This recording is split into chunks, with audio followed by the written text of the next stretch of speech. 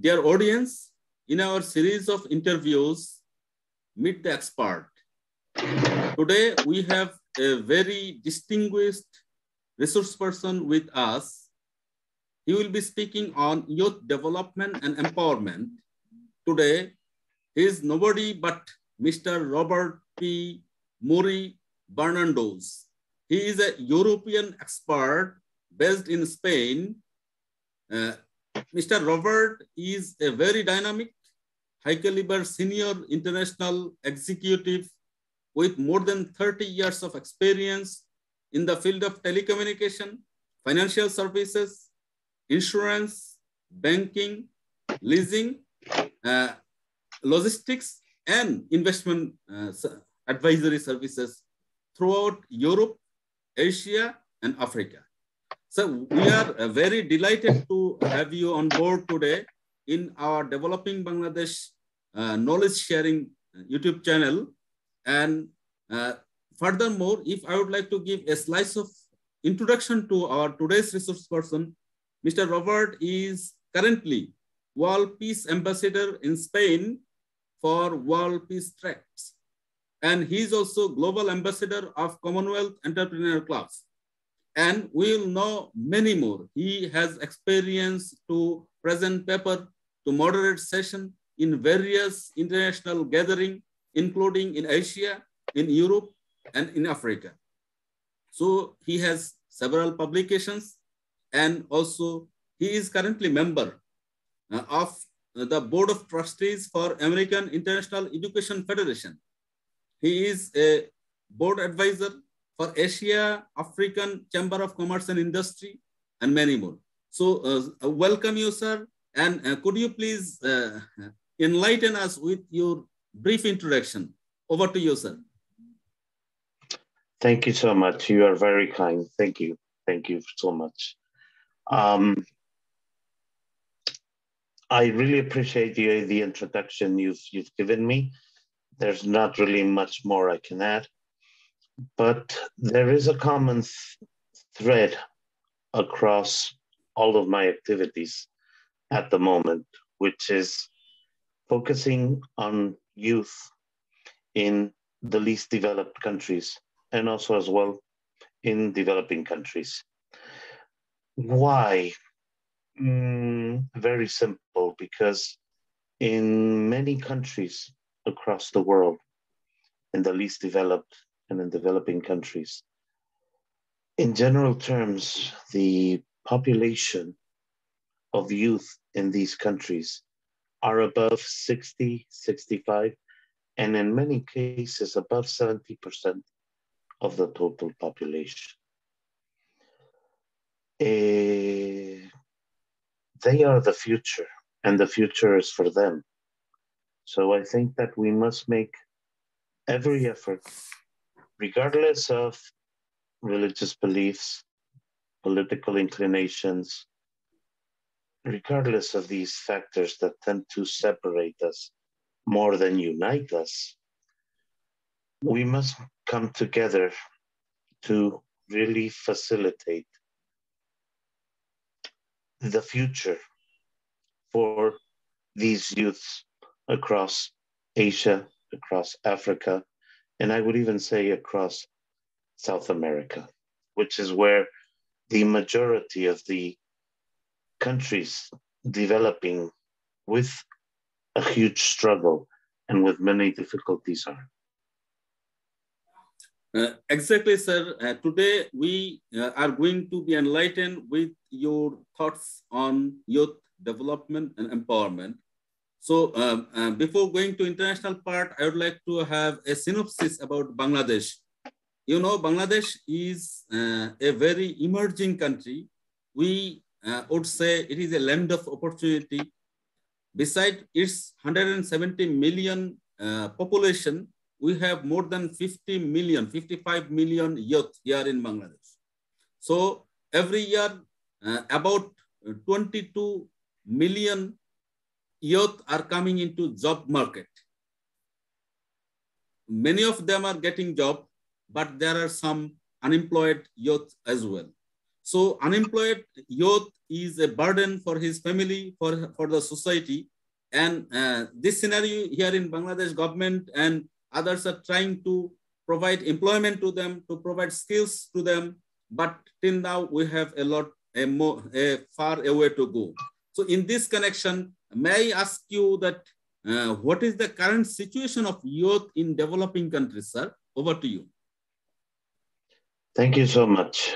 Well, I do confess I'm not familiar with Bangladesh, but from what you've enlightened me with, the situation in Bangladesh can be transposed to, I would say, the majority of developing and least developed countries.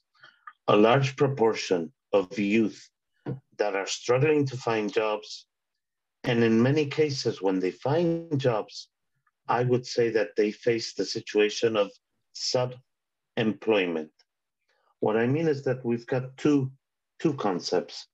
One, which is a burden not only upon their family and upon their community, which is unemployment, when they cannot find a job, but also there is the situation of sub-employment, when these youths without any skills or without any certifications of any type take jobs that basically do not provide even for a basic substance, which means that they are struggling to not only maintain themselves, but also to provide for their family.